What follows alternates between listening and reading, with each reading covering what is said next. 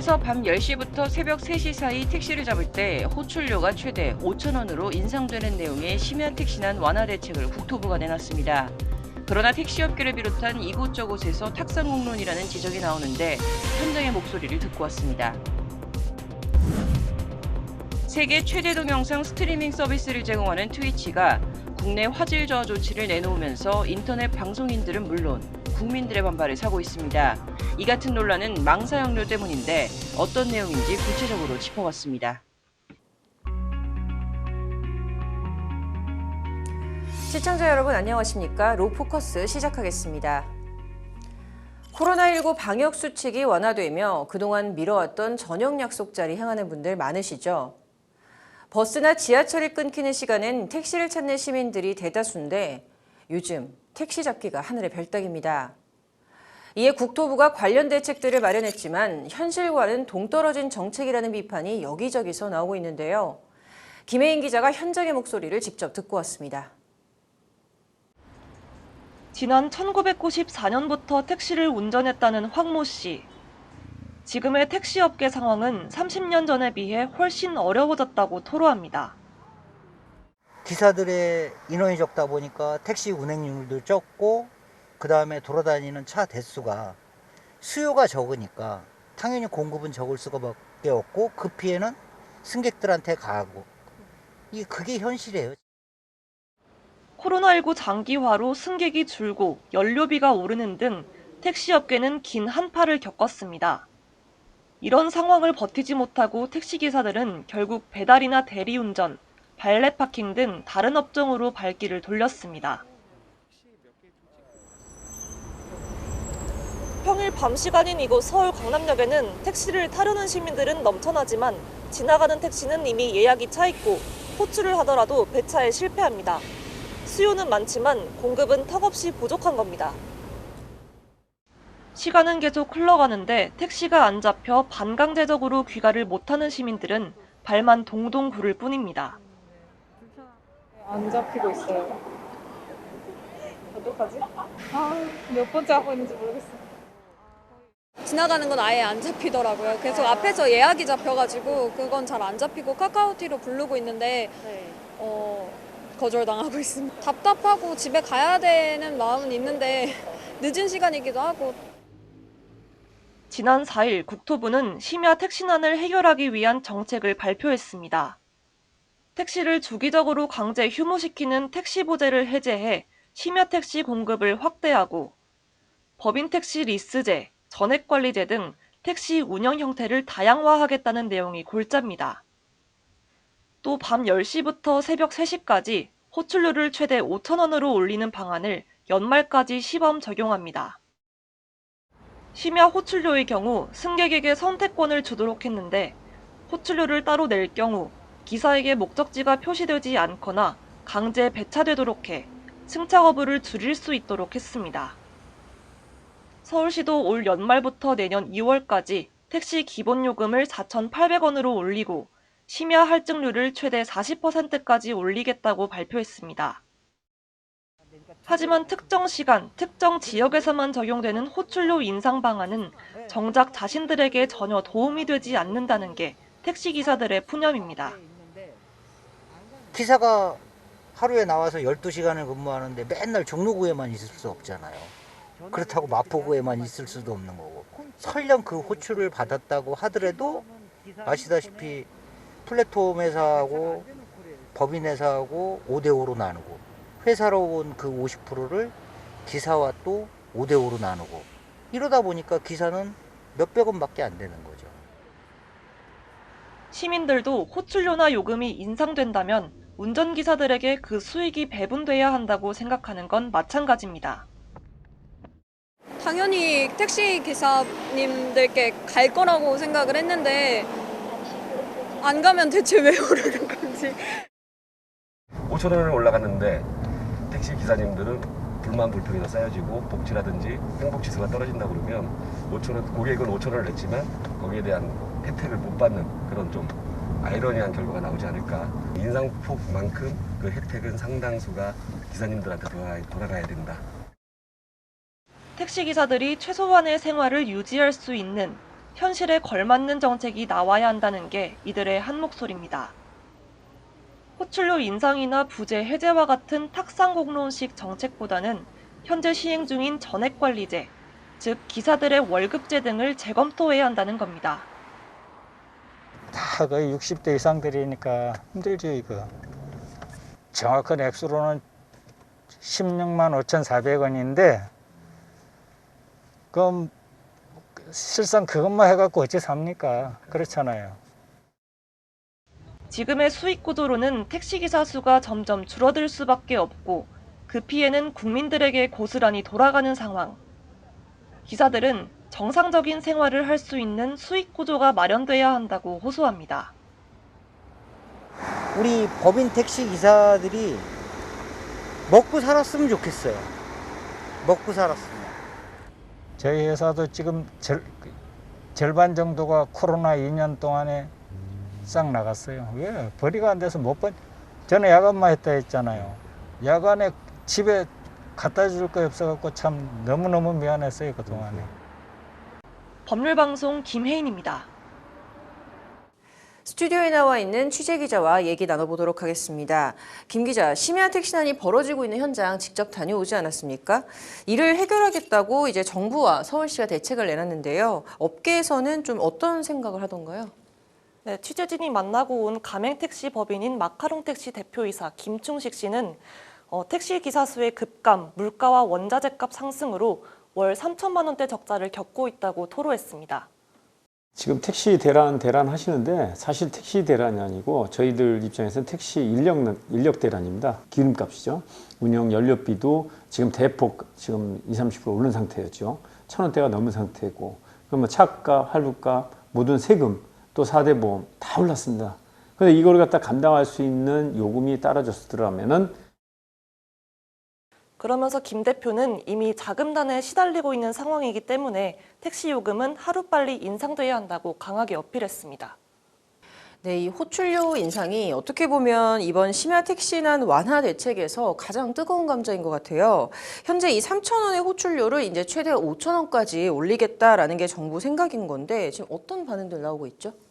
네, 앞서 리포트에서 보셨듯이 호출료가 오른다고 하면 당연히 택시기사에게 그 수익이 돌아간다고 생각하는 시민들이 대다수였는데요. 하지만 전국 택시노동조합연맹 임봉균 사무처장은 사실상 기사에게 돌아오는 것은 없다고 꼬집었습니다.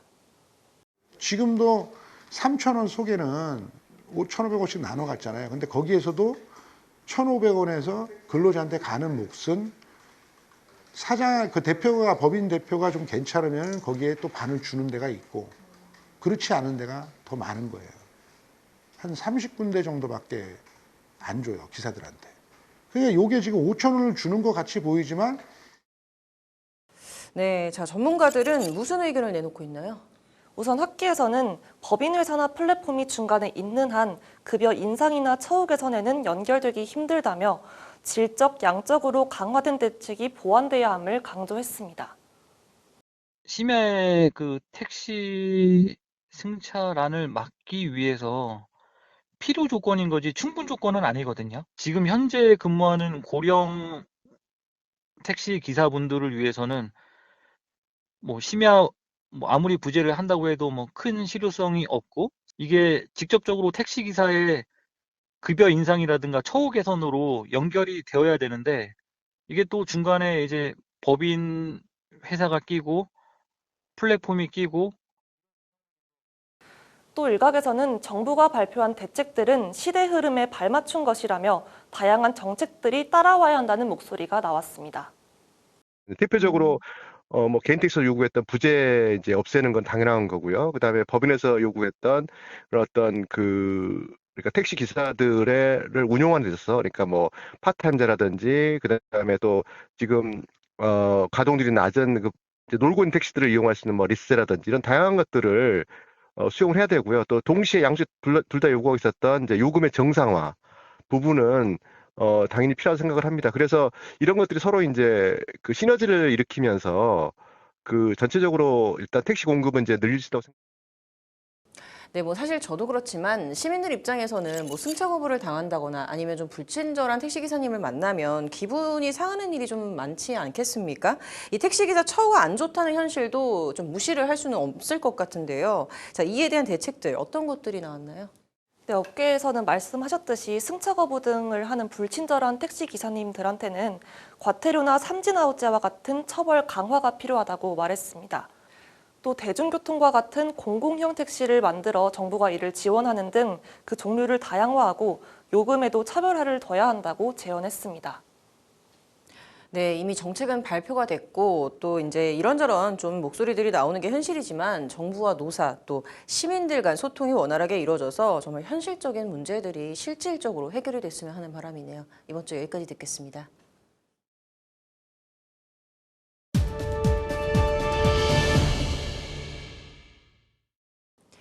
우리나라 전업 유튜버의 수는 9만 명에 육박합니다. 이는 인구 대비 세계 1위를 자랑하는 수치인데 지난달 30일 이 많은 숫자의 인터넷 방송인들은 날벼락을 맞았습니다. 세계 최대 동영상 스트리밍 서비스 트위치가 하루 전날 우리나라 최대 화질을 제한한다고 선포했기 때문입니다. 문제는 망 이용료 때문이라고 하는데 어떤 내용인지 이혜연 기자의 보도 보시겠습니다. 내일부터 720일에 아니 이 트위치의 역사를 왜 퇴화시키냐고!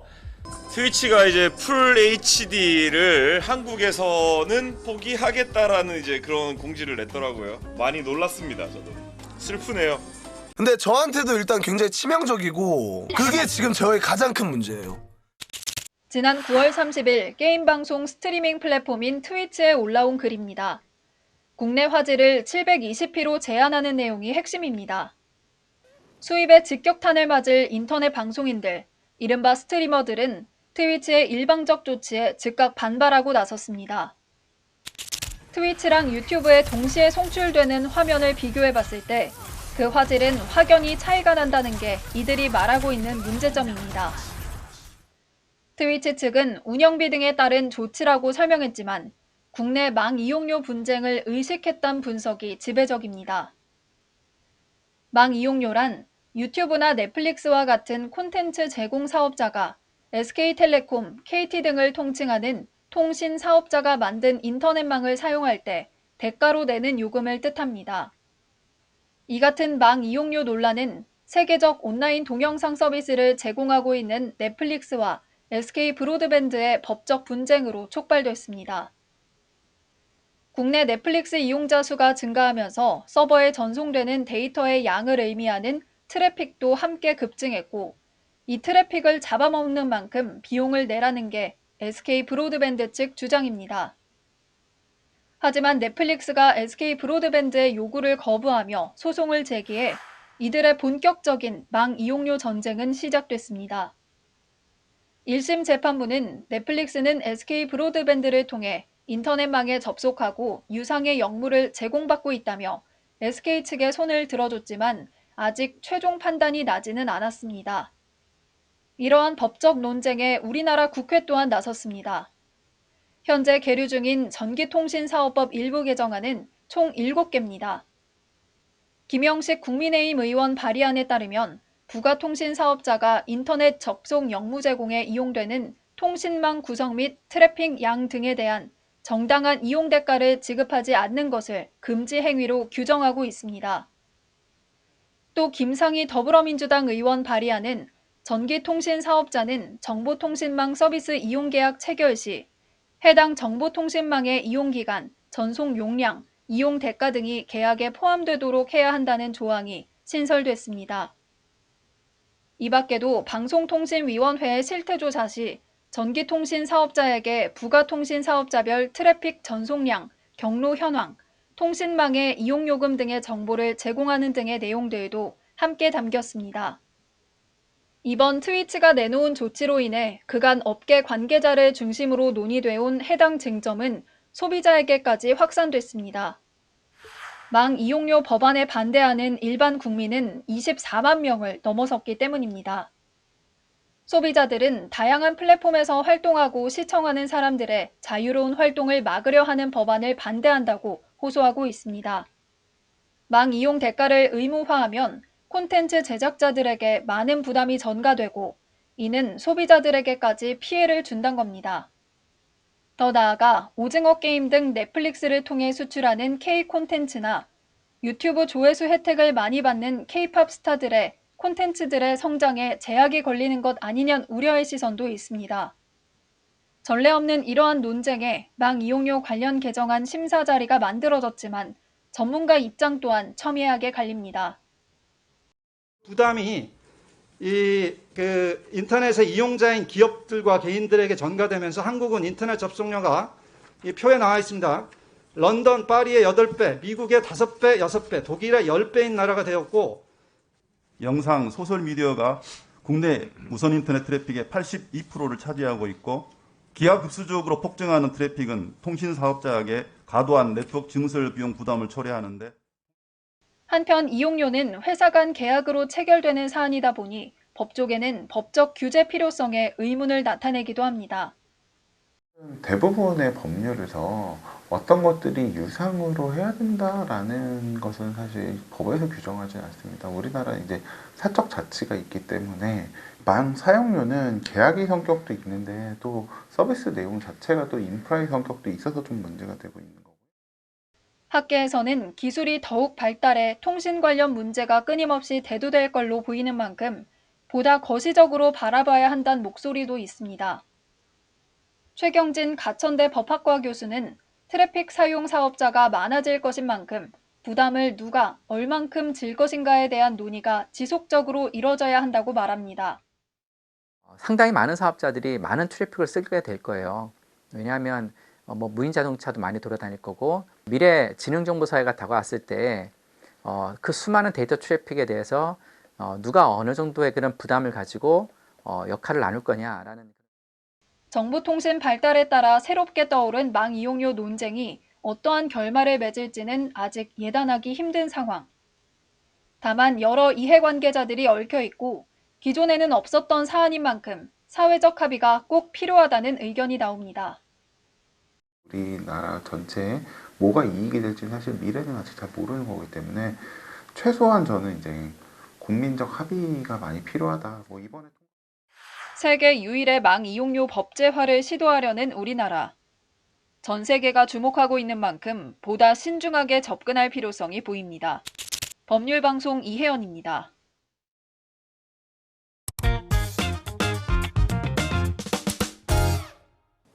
전문가가 말해주는 돈 되는 법. 이번 주에는 체납세액에 대해서 얘기해 보도록 하겠습니다. 자, 어느 날 국세청에서 체납세액이 있다고 연락을 받으신 적이 한 번쯤 있으실 것 같은데요.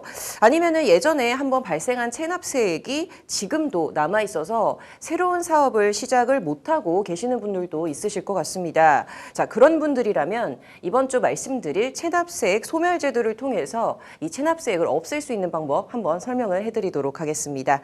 변호사님 어서 오십시오. 세무사님 어서 오세요. 자, 세무사님, 우선 국세청에서 이 해마다 고액 체납자들의 명단 등을 이제 공개를 하면서 뉴스에서 숨겨진 자산을 찾아서 추징하는 것을 본 적이 있어요. 이 체납세액 어떤 것인지 구체적으로 좀 설명해 주세요. 사업을 하다 보면 어쩔 수 없이 발생한 리스크 때문에 체납자로 분류되어 평생 경제활동이나 사업활동에 제약을 받으시는 분들이 굉장히 많습니다. 그래서 이런 분들을 위해서 저희가 설명을 좀 드리려고 합니다. 그 며칠 전에도 저희한테 상담 오신 분들 중에 그 성실히 사업을 하셨던 분들인데 주요 거래처 한 곳에서 이제 대금 결제가 안 되면서 그게 자연스럽게 부도로 이어져 가면서 순식간에 이제 사업도 망하게 되고 세금에 대해서도 체납을 하는 경우가 있으셔서 저희 쪽으로 상담을 오신 경우가 있는데요. 말 그대로 체납세액이라면 기한까지 세금을 납부하지 못한 세금의 액수를 말씀드리는 겁니다. 통상적으로 납부하지 못한 세금을 말씀드린다고 할 수 있겠는데요.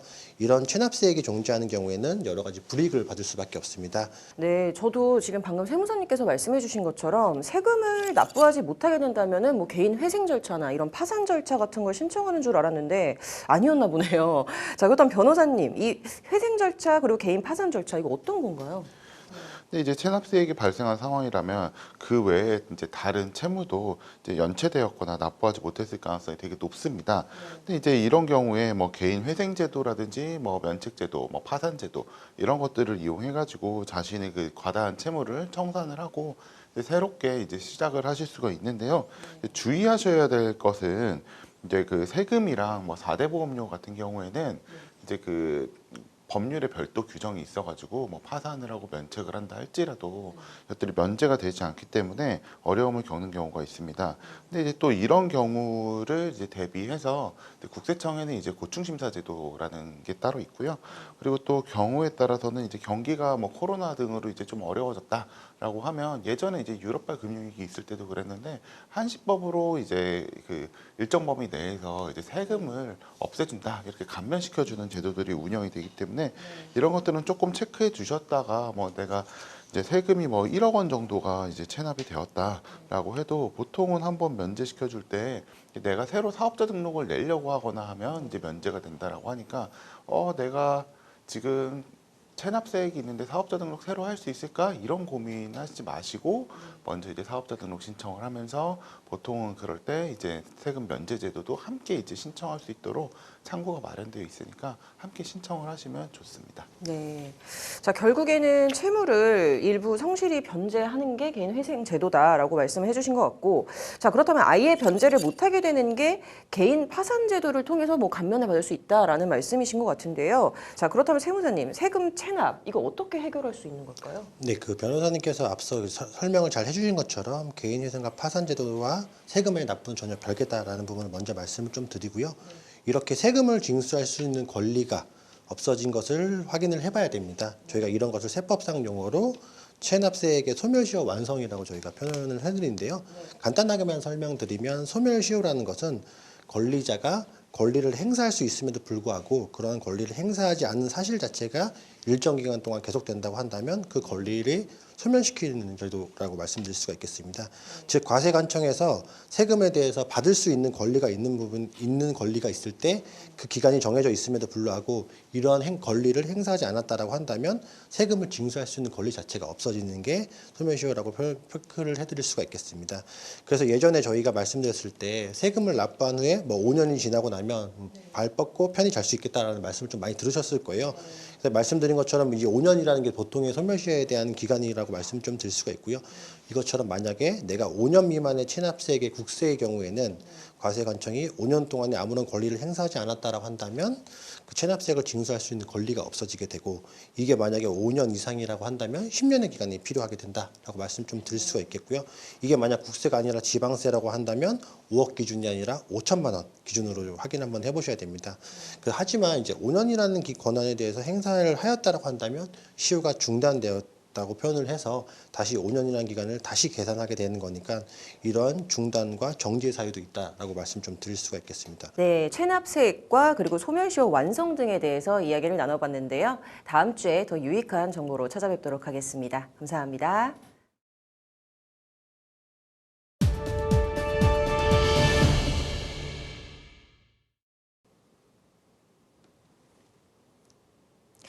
법률방송 로포커스, 이번 주 택시요금 심야 할증, 그리고 택시 대란에 대한 얘기 해봤습니다. 요즘 택시 잡기가 힘든 것은 사실입니다. 그러나 심야 할증 확대로 이를 해결하려 드는 정부의 대책이 맞다고 볼 수가 있는지는 많은 이들이 의문을 나타내는 것도 사실이죠. 국토부 정책에 따르면 내년 2월부터는 심야 시간에 택시를 부르려면 호출료의 기본료까지 최대 11,700원을 내야 하는데 이는 현재 요금과 비교하면 무려 72%나 오르는 셈입니다. 지금 우리가 겪고 있는 심야 택시 대란의 근본적 원인이 택시업계 보호를 명분으로 한 타다와 같은 모빌리티 신산업 서비스 진입을 막아선 데 있는 건 아닌지 다시 한번 생각을 해봐야 합니다.